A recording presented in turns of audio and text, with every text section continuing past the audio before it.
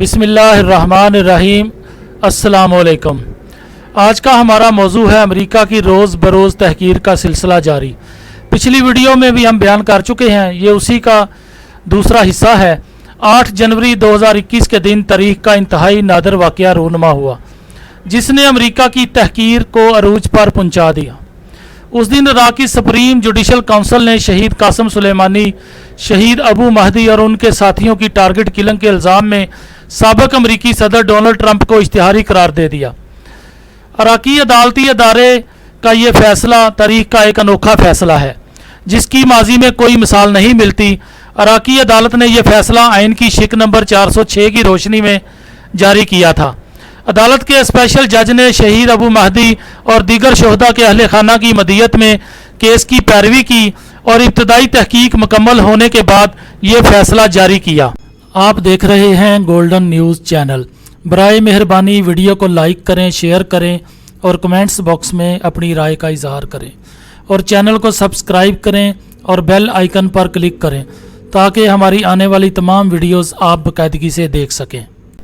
اقوام متحدہ کی سلامتی کونسل نے اسلامی جمہوریہ ایران کے خلاف فوجی تجارت پر پابندی لگا رکھی تھی جو سلامتی کونسل کی قرارداد نمبر 2231 کے ضمن میں بیان ہوئی تھی۔ یہ پابندی 10 سال کی مدت کے لیے تھی اور جو 19 اکتوبر 2020 کے دن ختم ہو جانی تھی۔ امریکہ نے 16 اگست 2020 کے دن سے ان پابندیوں کی مدت بڑھانے کے لیے شدید سفارتی سرگرمیوں کا آغاز کر دیا لیکن اسے شدید ناکامی کا سامنا کرنا پڑا اور سلامتی کونسل کے اجلاس میں امریکہ اور ڈومینیشین ریپبلک ہی دو ایسے ممالک تھے جنہوں نے ان پابندیوں کے جاری رہنے کے حق میں ووٹ دیا۔ یوں امریکہ کی یہ مہم عالمی سطح پر تمام ممالک کی بھاری مخالفت سے شکست کا شکار ہو گئی۔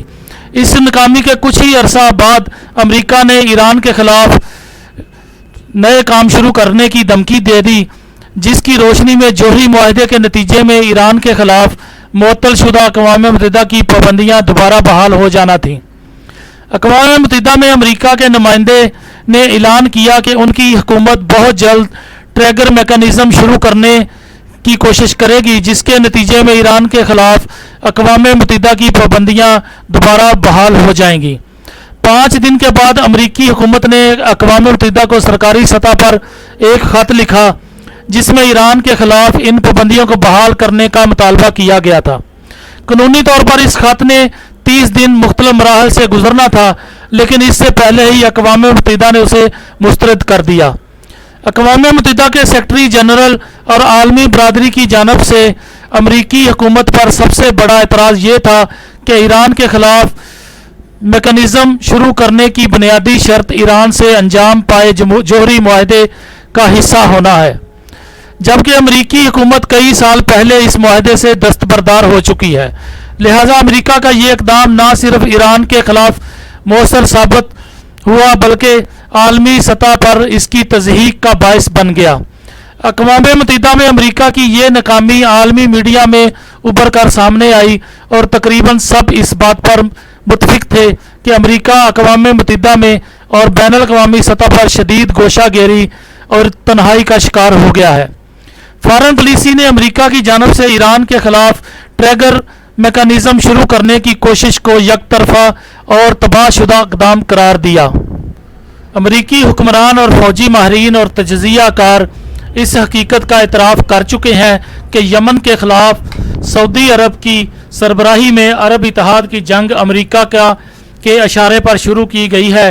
یہ جنگ براک اوباما کے دورہ صدارت میں شروع ہوئی ہے۔ اس جنگ نے بھی امریکہ کے کھوکھلے پن اور اس کی مصنوعی فوجی طاقت کا بانڈا پھوڑنے میں اہم کردار ادا کیا ہے۔ سعودی عرب کا شمار ان ممالک میں ہوتا ہے جو امریکہ سے اسلحہ اور فوجی ساز و سامان خریدنے میں سر فہرست ہیں۔ گزشتہ چند سالوں کے دوران سعودی عرب نے امریکہ سے جدید ترین جنگی طیارے پیٹریاٹ نامی ایئر ڈیفنس سسٹم اور دیگر سامان خریدا ہے اور ہمیشہ ان کے ہونے پر فخر کا اظہار کیا ہے۔ دوسری طرف امریکہ اور تمام مغربی طاقتوں کی بھرپور سیاسی اور فوجی حمایت ہونے کے باوجود سعودی عرب یمن جنگ میں مطلوبہ اہداف حاصل کرنے میں بری طرح ناکامی کا شکار ہوا ہے۔ حال ہی میں یمن کی مسلح افواج نے سعودی اتحاد کی جانب سے زیر استعمال جدید امریکی ڈرون طیارہ MQ-9 مار گرایا ہے۔ یہ ڈرون طیارہ یمن کے اندر جاسوسی کی سرگرمیوں میں مصروف تھا۔ یمنی افواج نے یہ ڈرون طیارہ مقامی سطح پر تیار کردہ میزائل کے ذریعے تباہ کیا ہے اور اس کی ویڈیو بھی جاری کی گئی ہے۔ اسی طرح یمن کی مسلح افواج نے اپنے تیار کردہ میزائلوں اور خودکش ڈرون طیاروں سے سعودی عرب کے ہوائی اڈوں اور تیل کی تنصیبات کو بھی نشانہ بنانے کا سلسلہ شروع کر رکھا ہے۔ یہ عمل خطے میں امریکہ کی تحقیر کی ایک اور کڑی ثابت ہوئی ہے۔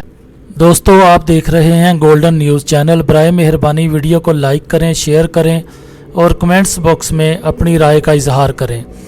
چینل کو سبسکرائب کریں اور بیل آئیکن پر کلک کریں تاکہ ہماری آنے والی ویڈیوز آپ دیکھ سکیں۔ شکریہ۔